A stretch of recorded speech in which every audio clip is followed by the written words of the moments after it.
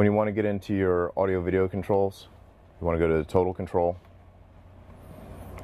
You want to make sure that you select the proper room. The bus is divided into the lounge, which is the front lounge area, and the office for the business area. We'll start off with the office. One thing to keep in mind is right here you've got your controls for what sources you've got available to you. If you go over to the next page, you've got the door control. When you click that, it'll operate the door. Same thing applies, 15 seconds, it'll purge the air.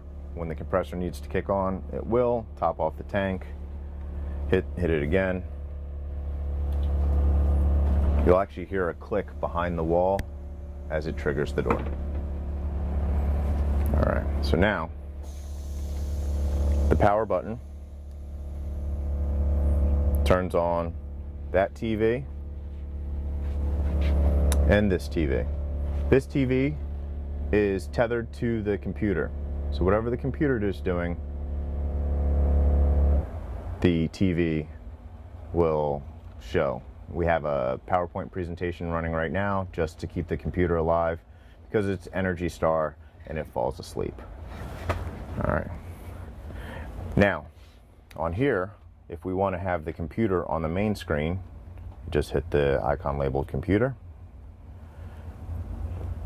and then it will bring up whatever's happening on the computer. As I said, in this instance, we have a PowerPoint presentation running, and whatever the computer has the capability of doing, it can show up both there and there. So it is possible to have, if we go back to main and we turn on DirecTV, providing the DirecTV is on up front. Bear with me one second. I'm going to turn on the front.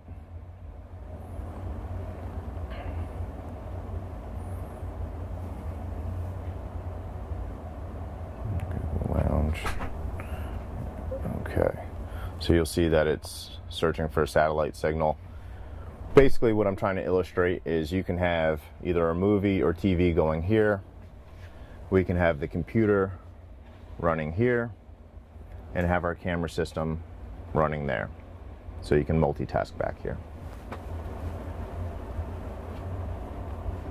Additionally, back here, one of the most fun things is if we go to back to the main, go to our Sonos system, cancel, you get into your Sonos controls. So whether you're listening to one of the apps that you've got loaded in, or whether something on the TV is showing up.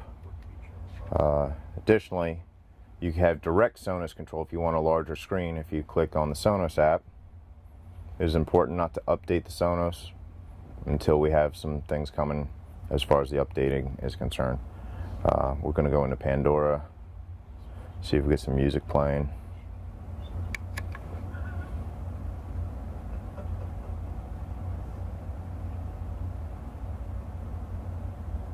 Bear with me just a moment.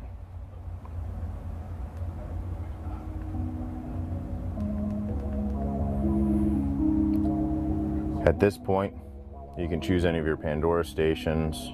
If there was music on the iPad, you'd be able to get to that as well. Or if you're watching something on the TV, you can have that plumb in as well. Good idea to familiarize yourself with Sonos via their website. They have tutorials on how to operate their system. All right.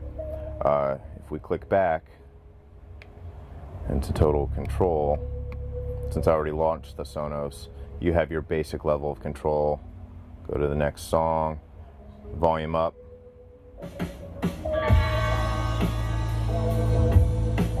Mute. There's a little bit of delay on everything.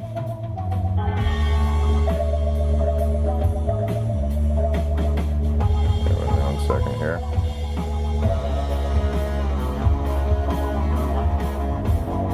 Oh, you know what?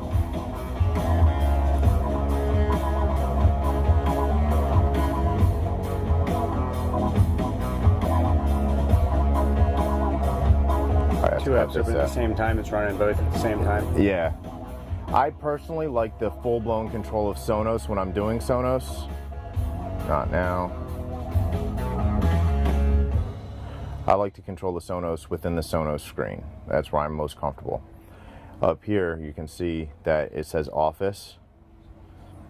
You have the lounge listed as well as the office, and you can group them together so that back here is playing the same thing as what's playing up front. So if you go to group and you click them together, now they're both receiving the same information. Click the done.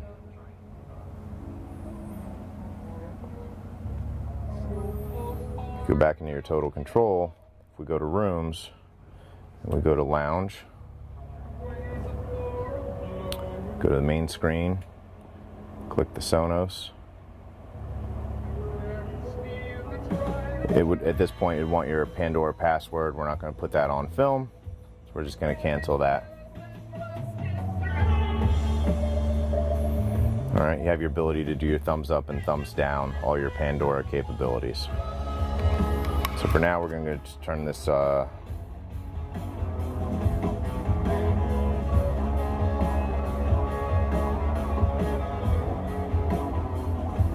just going to pause the music for now. All right, we're going to go back to the total control system, go to the rooms, we're going to pick the office, and just quickly, the power button turns the TVs on and off. The Roku, there's a Roku media stick behind the TV. From here, you have all your Roku features, providing all of these services are set up with accounts and so on. You can do that. One thing is with the Rokus, you have a redundant Pandora capability. Depending on what you're most comfortable with, I tend to like running Pandora from the Sonos app. Someone might like running it within the total control. Someone else might like running it within the confines of the Roku. The way this works, just like Roku would at home, you use your up and down arrows, and you can select which service you want to use. All right, we're not signed up right now, so we'll go back to the main screen, and we'll select the Blu-ray player just to show that it switches your sources. Typically at this point, you'd load a Blu-ray into the player, and then this will go live. So let's see, I believe there's one in here.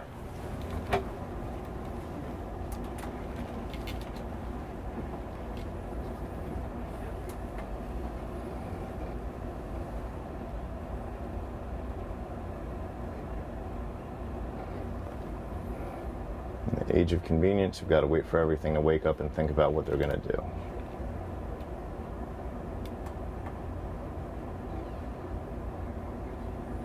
I guess there's not a discount. Yes, there is. Okay. So just like a traditional car CD player, opposed to a home Blu-ray player where you've got a tray, this thing is stabilized for impact and driving down the road. Just load in your disc. It'll look at what format video you're trying to play, and then from there you can follow your prompts. So you've got your arrows, select, and all that. A lot of the Blu-rays will start to autoplay, and then you kind of go from there.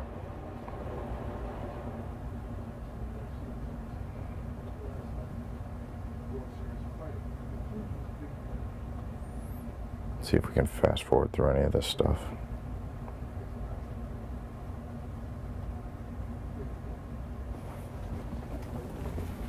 One second here.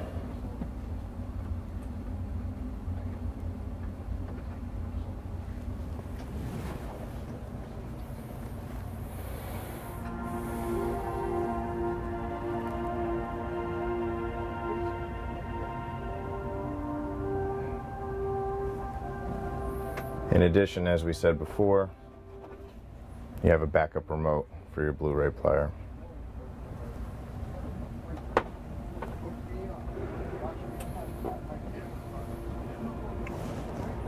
Then again, if you are in your main office page, if you want to go to something else, like whatever the lounge is watching.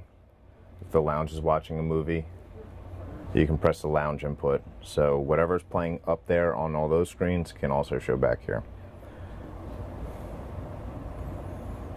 Go back to the computer just to show how it switches inputs. When the computer's going, you can bring out your keyboard and touchpad, and it is full steam ahead, just like you would a traditional computer. And again, whatever you do here will show on that screen. Additionally, you have the ability to change the input and have it show on the camera monitor as well.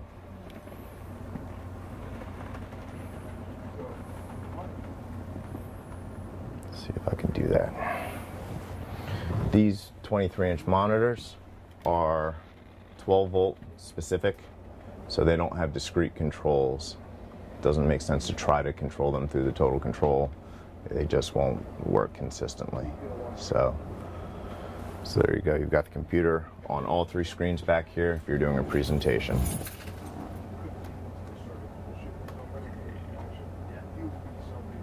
And that pretty much wraps up the back. So we'll go on up front and show you some of that.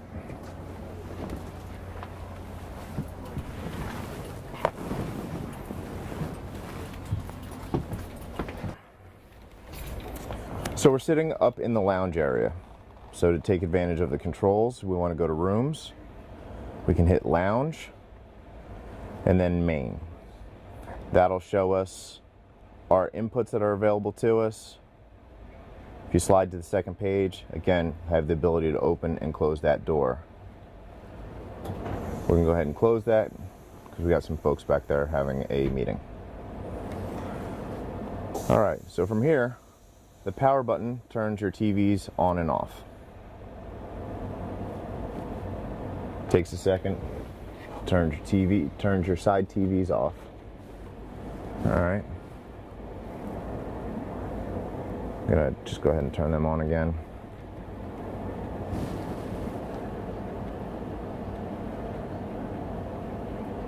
When they wake up, they'll always go to HDMI. That's the only input that they have available to them.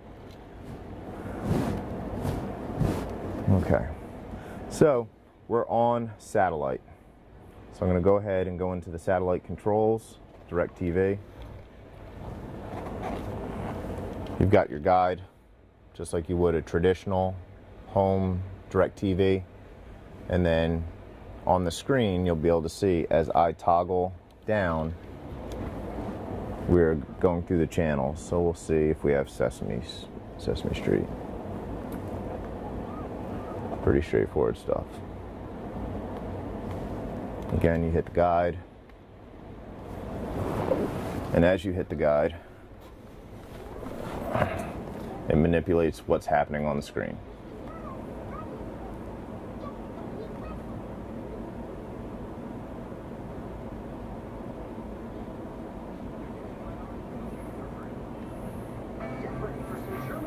Got your volume up and down buttons, regardless of what source you're in. I'll turn it up, turn it down. We're gonna go back to the main, select the Roku.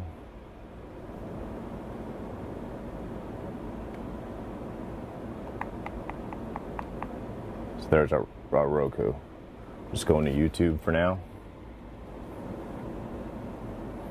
And you'll notice that these two front screens, as well as the screen behind us, it's going to go to YouTube, which is in the process of loading. So there we go. All right. In addition, we've got a Blu-ray player, which right now there's nothing on that Blu-ray player.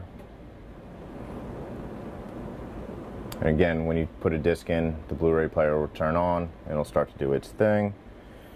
Main menu. Then you have the button labeled computer.